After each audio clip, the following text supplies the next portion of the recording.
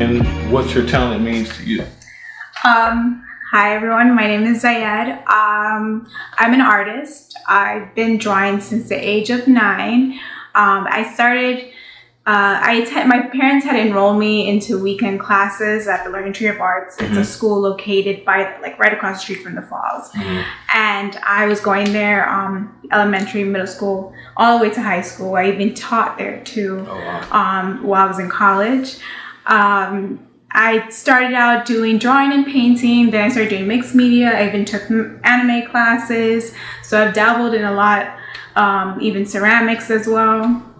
As I got older, when I kind of started college, I kind of slowed down on drawing because I, of course, focusing on school, and I was trying to figure out what it is that I really wanted to do. Right.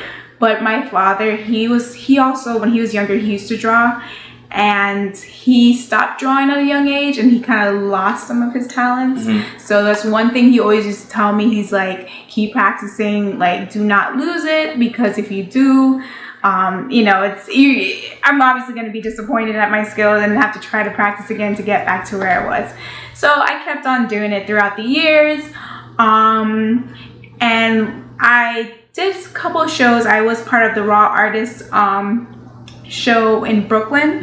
I did that last year, March. That was really cool. It was like, I think about 500 people came out that night. That was pretty cool. Then last year, end of last year, December, for Art Basel, some friends and we got together and we put on a show called Coast Basel in Wynwood on the Friday during Art Basel weekend. That was really cool and really successful. I also showcased my work at Egg Bay Festival, which was the first annual Egg Bay Festival that just started this year. And so now I also, about 2.5 years ago, I picked up graphic design. I started teaching myself graphic design. And I've been doing it here and there. As you know, my primary focus is canvas work, like acrylics and things like that. But I really like digital work. I just bought a new iPad Pro, so I'm really excited. I've been using that and I've been doing a lot of work on that. So yeah. So tell us a little bit more about the show that you did in Brooklyn. What were you doing and what was that experience like? Go a little bit more into depth of what that experience was like. Okay, so Raw Artists is an organization that basically they try to help emerging artists, kind of bring their work out and stuff like that for people to see. So I basically applied for the program. They called me and they were saying they're coming to Brooklyn and asked me if I wanted to be a part of their showcase, and I was like, yeah. So it was really cool. It was a bunch of mix. They had like fashion designers, they had like musicians, they had artists, photographers, and I think I submitted I had about 10 pieces, if I'm not mistaken, all ranging from watercolor, acrylic, digital, pencil, charcoal, everything. It was a really cool experience. It happened in Greenpoint, Brooklyn, which is like close to Williamsburg. It was fun. It was I used to do little art shows for the school that I went to. But this is my first time kind of stepping out of that. And it was interesting. It was a lot of fun, and it made me realize that I would like to do more art shows, but I also would like to do eventually what I want to work on is put on a solo art show rather than a group. Okay. Yeah. So I guess this is the right time to tell you guys that the comment section is open, so feel free to, comment questions, just basic comments. If you like something that you hear, feel free to leave some emojis, feel free to just, let us know that you liked what you heard. Also ask questions. Oh, so you called yourself an artist in the beginning. Yes. What does you being an artist mean for you? For me, it's just simply expressing myself, and I don't limit myself to just drawing and painting. I actually write poetry as well, and I've now in my more recent work, because a lot of my work from when I was younger all the way to, I would say, like maybe high school, going into college, was more practice work for me. So a lot of the work that I have is like canvases, and landscape work, like pencil drawings, things like that. And I felt like I was drawing and painting more for people rather than myself, like the things that people would like, you know. So now I feel like I'm starting to come into my own and starting to do things that I like and paint stuff that I like, and also I'm starting to incorporate some of my poetry into my work as well. So whether I'm painting based on my poem or I'm actually involving words from my poetry in the painting. So I try to like mix it up here and there. So that's being an artist is just completely expressing yourself, you know, naturally, and no matter what the form is, no matter what creative form you choose, I should say. Now, what do you mean by you try to mix your words into a painting? So, for example, my most recent work that kind of explores this, I did a painting. I have a poem that I wrote, and it's called "Ode to the Black King," and the painting that I have is basically, it's a picture of two faces kind of put together. So half of the face is of a tribesman, is of the Wadabi tribe, if anyone's familiar, in West Africa. They're a nomadic tribe. And the other half of the face is just a representation of the westernized Black man. So yeah. So as best I can describe it. Basically why I did that is the Wadabi tribe, the man of the Wadabi tribe, or that part of the face, as I said, is a tribesman, nomadic tribesman, and it's just basically kind of like expressing the overall, like showing you the Black man with different sides, compared to Western, and then, you know, a tribesman, and that's basically what the poem is about too. Just an ode to Black men, and like historically, and like struggles and things like that they've gone through, and my appreciation for Black men. So what I did was, along with painting those figures, I actually cut out pieces of lettering from magazines, and I wrote 2 lines of my poems and kind of glued it on there. So it's a little bit of a mixed media piece. Okay. So. The reason why I asked that question, because 2 weeks ago I had a painter and a dancer. Well, she was a painter and a dancer, and she tried to, you know, dance while she painted. So when you said you do spoken word and poetry as well, then I was like, maybe is there a way that you try to twist your poetry into your art? Yeah. So I like to see when you have like artists and painters, and they are multi-talented and they do other things. I want to see how do those things connect. So that was pretty interesting how that connects. So when you taught at your old school, what did you teach? Graphic design, art? Well, I was a substitute teacher for a portfolio class. So basically, all the students in the class range from like elementary to high school, and these are kids who were preparing their portfolios to get into art schools. So whether it's like art middle, art high school, or art college, and I did it for about a month, and it was a really nice experience. You know, especially with kids. Like I had a few kids who were a little nervous, and kind of was, you know, with regards to their talents, they didn't think they were like good enough. So I was able to kind of get, you know, break them out of their shell and like kind of explain to them, you know, everybody has their own like technique. So you can't really say, oh, you know, this person's better than me. No, like your art is your art. So and also it comes with practice too. So you like to dabble in the graphic design. You said also anime. Well, I did anime briefly in high school. Okay. Was it high school? Yeah, middle school or high school. Because you know, back in middle school, elementary school, of course, who didn't watch like Sailor Moon, Dragon Ball Z? I still watch. I definitely just finished Samurai Champloo, which was pretty good. So I took about a semester on anime drawing, and just to see what I could do. I had a lot of fun with it, but I prefer a lot of more realistic work. Yeah, but With the graphic design, I've been trying different things. So I do some realistic work, some animation work, also just some like mix. Like I actually did a piece. I did 2 pieces last night on my iPad, which came out really dope. One of them, in particular, I did like a beach scenery, like a late evening beach scenery, and instead of using water, I got an African print, and used that as the water. And then what I did was I drew 2 tribesmen, and I liked it. It came out dope. It, like the whole I don't know. Is it because I noticed one time I saw a video on your Instagram, you did it was like you can see the sketch, but it was like a video that displayed like the process. Oh, the process, yeah. I think it was of the chef that recently passed away. Of Anthony Bourdain. Yeah. So yeah, that's a cool feature on the iPad. I use Procreate for anybody who would like to know. That's what I use on the iPad. It's a really, really cool app. There's so much you can do with that app. Like, it's amazing. But yeah. So what would you say you enjoy, because art is about expressing yourself and what you like to do the most. So what do you say you enjoy the most out of, physically drawing on like canvases or paper, or the graphic part, like the design on the iPad?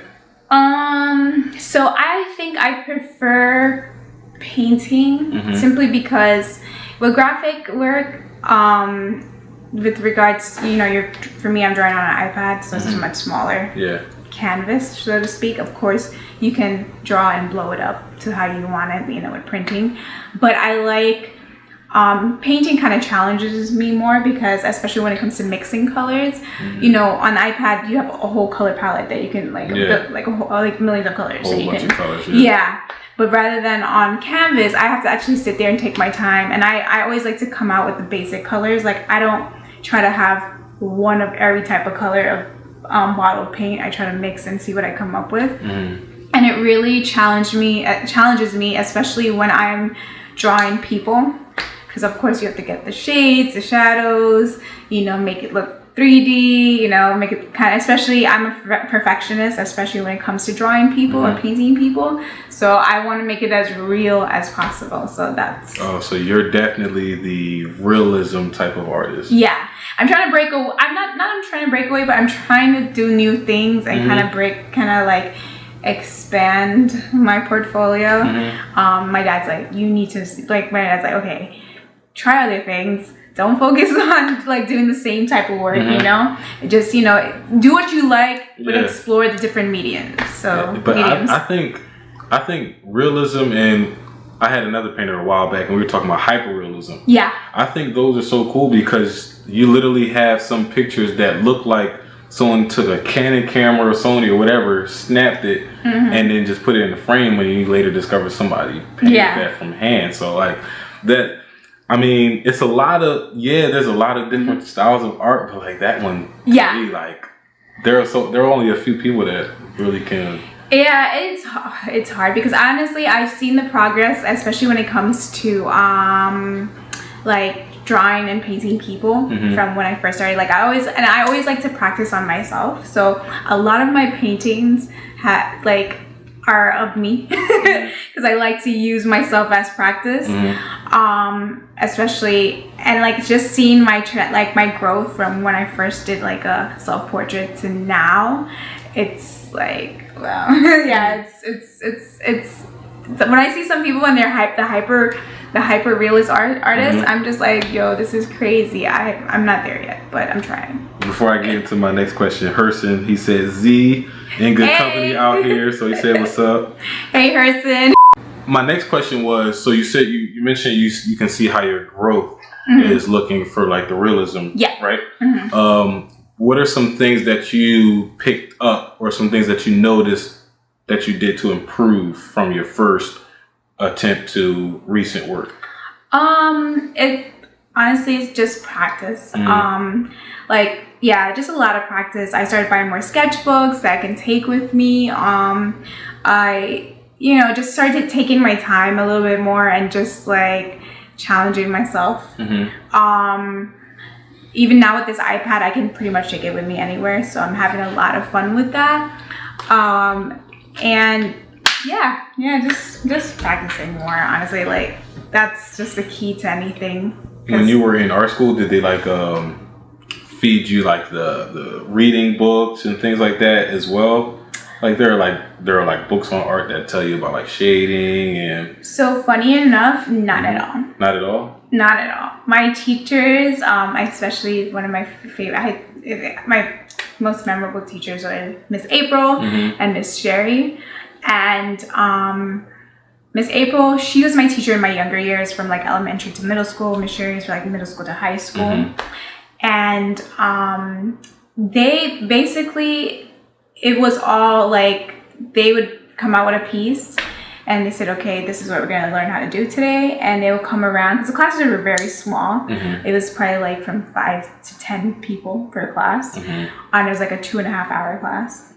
Like every Saturday, and they would come and like actually sit down next to you and like show me like the techniques, and like if I'm trying to do something like from a picture, then they're like, okay, no, let's try this way. So it was more hands-on rather than like books, because like me personally, I always, and even in school, I when it comes to learning things, I was better at being very hands-on. So even like, for example, like a math class, like, okay, you give me the book, I'm not paying attention to that book. Now I'll sit down there and like teach myself the whole book and like go and work out the problems myself and like look at like the bigger scale. Like that's just how I learn. So yeah, if they gave me a book on art, I would not be reading that. I think it's funny, because that's the difference between an art school and like a public, charter, or any type of other school, because I went to a public/charter school. Okay. And back when they did teach art as a class, I don't think they do it now, but back when they did teach art as a class, they literally thought teaching art was, you know, we'll sit in the front of the class, we'll learn about different styles, and then we'll go into how to shade for this style, different colors to use, and then we'll go hands-on towards the end of the class, which will be like 20 minutes left. And that's not really how you can learn. So that's the difference between an art school and like a public. Yeah, I was just like, I remember that too, because, you know, of course you have to take art school in like high school and even in college. And they're giving me all these words and all these definitions. And I'm just like, look, I don't really care about that. Like, teach me how to like perfect my skills. Teach me techniques. Like, I'm trying to actually do. And exactly. You over here trying to teach me words. And then like, if I want to be a teacher of art, then that's different. Yeah. But I'm just trying to be an artist. Exactly. Okay. So that's the difference. So what other opportunities, since you first started art to now, what opportunities have opened up for you? You talked about your show in Brooklyn, you talked about Art Basel, and a couple other shows that you've done. Anything else open up, or do you have anything in the future opening up? So right now, I've been like, I do some client work on the side. So if you guys want pictures drawn or anything, any ideas, if you want to get out on paper, definitely open to that. So I actually just helped a friend yesterday. He just started a podcast. And he kind of released it today. So I did the artwork for it, the cover art for that. I've done cover art for my friend's album. I've done flyers. Actually, with my business partner, you know, we have a company called In Good Company, and I'm like the creative. I just do the creative aspects or creative side of the company. So I'm doing like the flyers, or some of the flyers, I should say, and you know, just creative directing when I can. Also, recently, my latest project right now is my friend and I, Natalia Lilly, we have a podcast called Through the Wine. I did the cover art for that. It's actually now on, it's on SoundCloud. It's on Apple, the podcast app. You can find it there too. Basically, it's just us two friends, just having girl talk, but also talking about important issues, or issues that are important to us. And we're drinking a glass of wine, or maybe several glasses of wine throughout the whole podcast. Yeah, because you said you're trying to. The goal to finish the bottle? Yes, and we always do. We always do it, except for the most recent episode, which is coming soon. It's gonna be dropped. We're gonna drop it this week. We did it in Atlanta because we both went to Atlanta on vacation. It was a short episode, of course, because we were on vacation. But we didn't have wine. We did have some Hennessy, which was good. But we didn't drink the whole bottle of Hennessy. That's too much. Slurring words. Yeah, then it's just gonna be a mess. Yeah.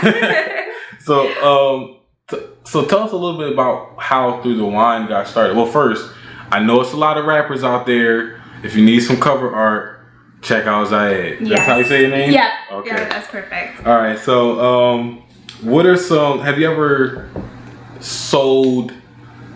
Have you ever sold your personal paintings? Like, you said you've done a lot of paintings of yourself, or have you done any paintings of like celebrities? Have you ever sold them as well? I've sold some of my personal work actually at the Brooklyn show and actually at the Art Basel show that we did. I did a watercolor piece, and actually a coworker bought a painting and a friend bought a painting, and then some random people I met bought some sketches that I did. And actually from the Brooklyn show, so I have like 9 tattoos, but this one right here, if you guys can see it, this is actually from the first piece I sold at the Brooklyn show. It was the original piece is a watercolor piece, and there's much more to it, but this is the main part of the painting. So you basically designed your own tattoos? Yeah, exactly. Cool. Well, yeah, I tried.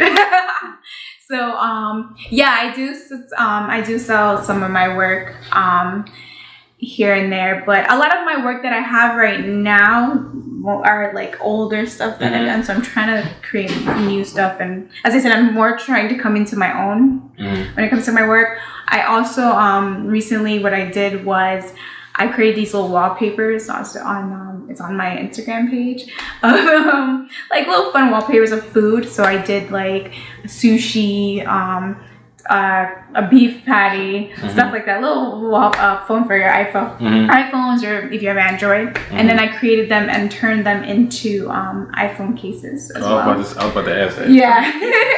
So I turned them into iPhone cases. So yeah, I'm just trying right now. I'm like trying little things and trying to figure out and kind of come into my own and build my own personal brand, which is what I'm working on right now. That's very cool. So what was that feeling like when you sold your first piece of art? It felt really good. I was really excited. I was very happy, very appreciative that people actually like my work. I really, I get excited when people like are just as excited as I am. Even like, as I said, I'm a perfectionist. So even when I don't think my work is that great, it's cool to know that somebody thinks it's like amazing, So that kind of motivates me to put out more. And as of lately, because I went through periods of time where I was not motivated to draw or paint or do anything. I was just like, whether I was like too caught up in like work or just trying to do other stuff or like hanging out. So now I've been more prolific with my artwork. So yeah.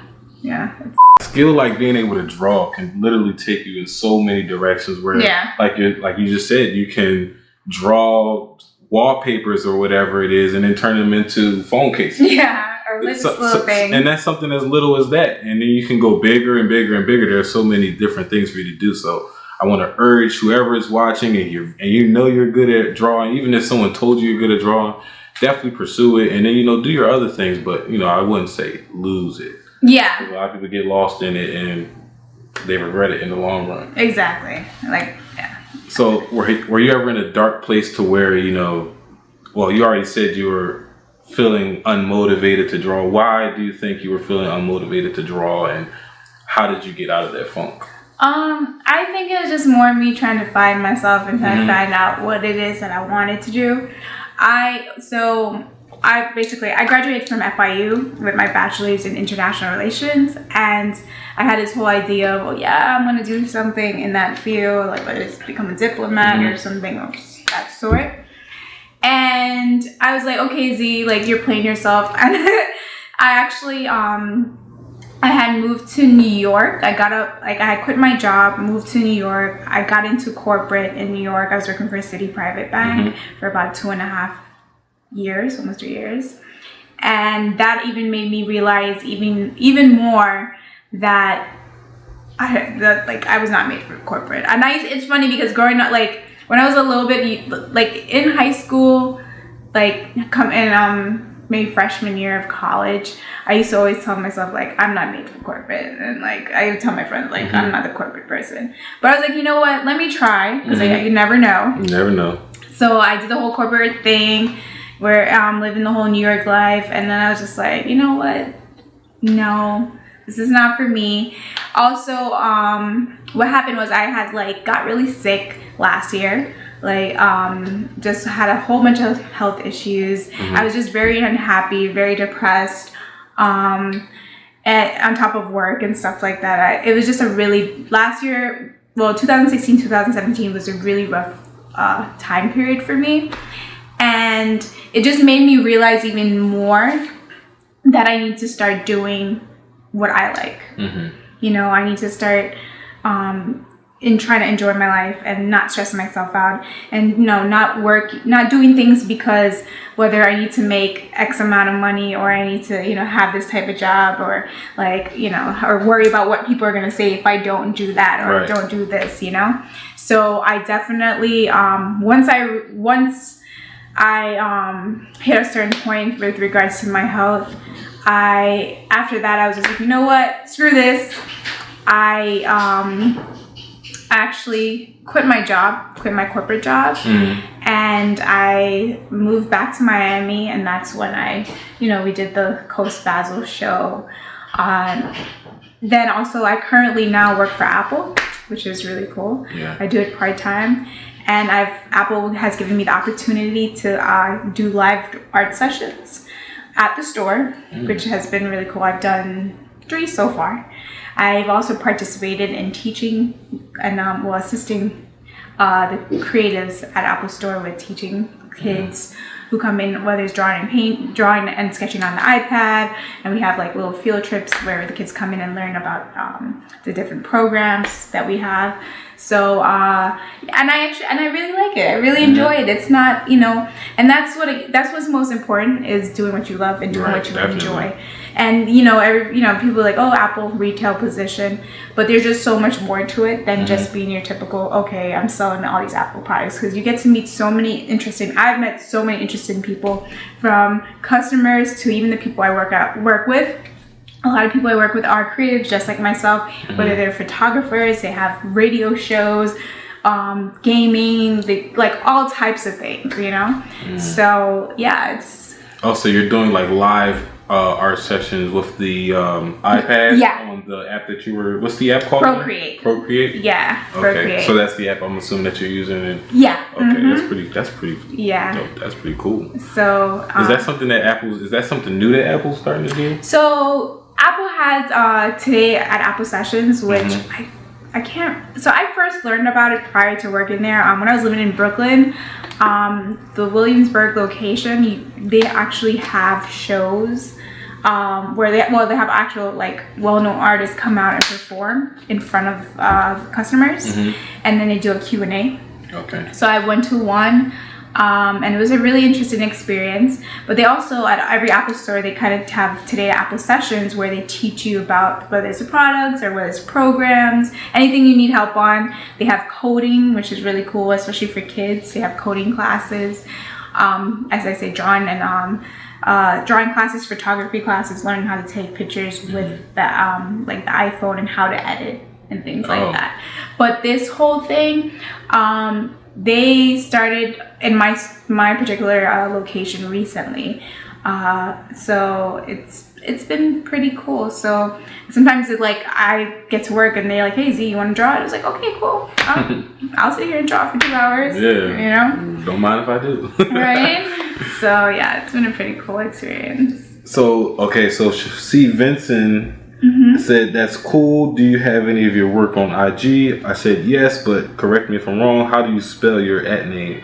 At ZAYEDMOXAM? There's an A in between, so ZAYEDAMOXAM. Okay. Yeah. AMOXAM. Okay. Yeah, so Instagram says somebody took my name. I'm like, well, I'm only Zayed Moxam in this world, so. So you put the A in there just to show. Yeah, I'm like, I don't know who took my name, but. It was a good solution. Yeah. The most frustrating experience that you've had being an artist, and then give us the most enlightening experience that you had as an artist. The most frustrating experience is, I think I would say, is getting, as I said, to the point of actually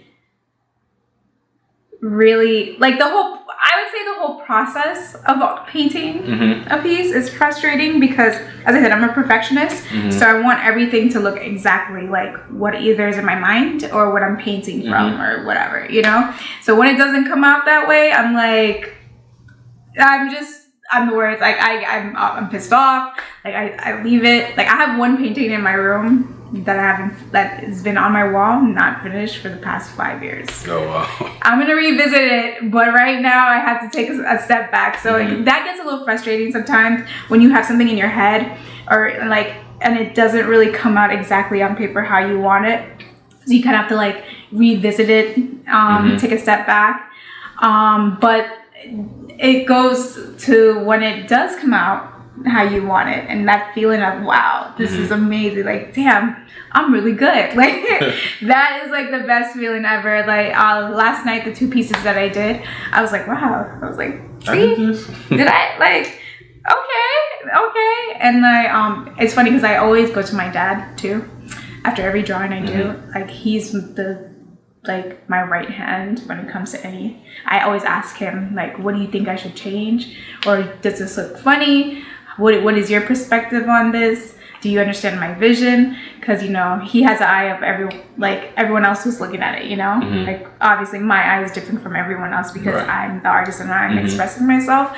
So he's kind of like looking at it as how everyone else will see. So I always ask his opinion on things. That's cool. But yeah, I definitely get the frustration part when you're saying, like, when it doesn't come out. It's like similar to when you have this outfit in your mind. Yeah. And then you put it on, you look in the mirror, it's like, this is how it came out. Like, let me tell you, that is so. Especially if you bought the outfit. If it's not something that you already had, you went out and bought this outfit. Hour turns into 2 hours. It could definitely be frustrating.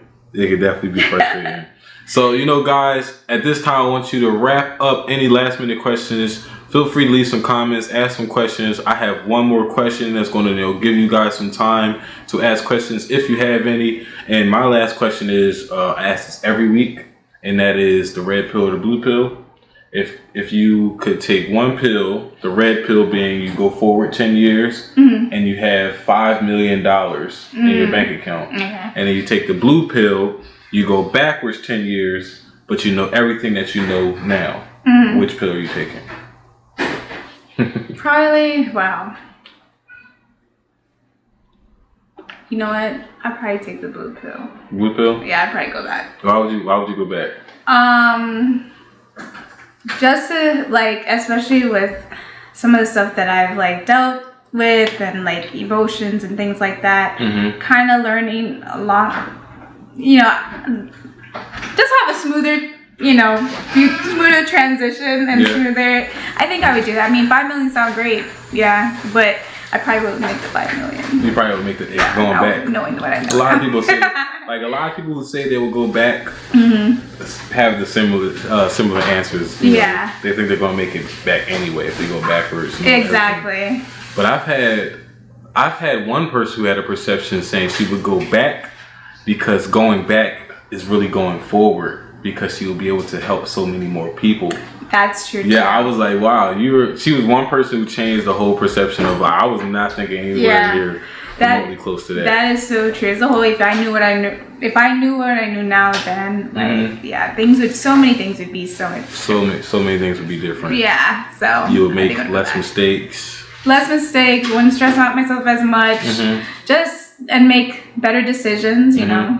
We all, you know. Yeah, especially like when things you think are going so bad, if you go back, you know that it's not going to be as bad as you think, and it's going to get better in the end, so you definitely wouldn't stress. Exactly. But seeing no questions, I'm going to wrap it up. Zayed, if you want to, you know, plug yourself in, tell us where we can find you, art, shows that you have coming up, anything, this is the time. Well, so you guys can follow me on my personal Instagram page. Is Zayed, Z-A-Y-E-D-A as an apple, Moxam, M as in Mary, O-X-A as in apple, M as in Mary. That's my Instagram page. You can also follow the podcast through the wine. We have an Instagram page as well. You can find us on SoundCloud and on the Apple Podcast app. Also follow In Good Company Miami. Stay tuned we actually have an event tomorrow. It's unapologetically at Little Greenhouse. Tomorrow the event is unapologetically an immigrant. So we will have a guest speaker. We're going to be talking about some things and also having some really good food. If you guys haven't had Little Greenhouse's food yet, you guys should definitely check it out. And Live and Well, that's coming up beginning of August. That's our monthly day party at we're going to have it at 1306 Miami. So stay tuned for that, and you can definitely find that on Instagram as well. So yeah, and my Instagram page, whatever's coming up, I'll definitely post it on that page. And then my website it's zayedmoxam.com, but Instagram will probably be an easier way to get in contact with me. Okay. If necessary. Yep. So follow Zayed Moxam on Instagram, and like she said, you'll be able to see all the events from In Good Company. You could get updates on the podcast through the wine, which I'm going to be trying to get them back on the show to talk about a little bit more about the podcast and everything like that. So I look forward to that. Thank you all for tuning in every week like you usually do. Especially C. Vincent, Torian. I appreciate all you guys for tuning in every week. I'll see you guys next week, hopefully. Again, this is your host, QuiySpeaks, aka Mr. 215-305, and Talented Tuesdays is brought to you by the GoldenKey Foundation, developing leaders one step at a time. And we are out. Bye.